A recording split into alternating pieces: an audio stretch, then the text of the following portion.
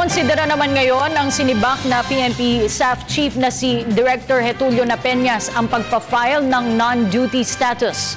Sinabi ni Napeñas na nananatiling mataas ang kredibilidad ni CIDG Chief Benjamin Magalong matapos ilabas ang BOI report. Ang ulat mula kay Alvin Baltazar. Kinukonsidera ni dating Staff Chief Police Director Getulio Napeñas na mag-file na ng non-duty status. Sa Hulyo pa, ayon sa abogado nitong si Attorney Vitaliano Aguirre, sana nakatakdang magretiro ni General Napeñas. Pero nag-iisip na niya itong magpa-non-duty status 3 buwan bago ang retirement nito.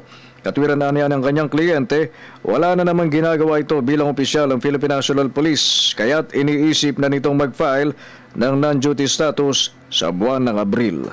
May sinabi sa akin na he's considering applying for a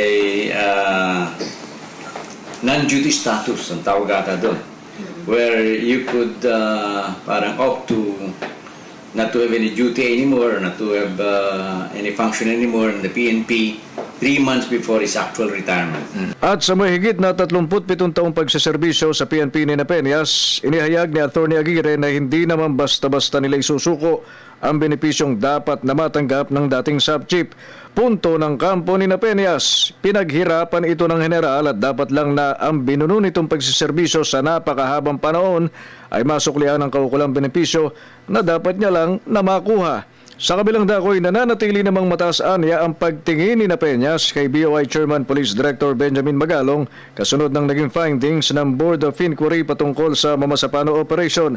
Muli anyang pinatunayan ni Magalong ang integridad nito bilang isang opisyal na hindi nagpaapekto sa anumang pressure, lalo't hindi biro ang mga personalidad na binanggit nito sa inilabas nitong report.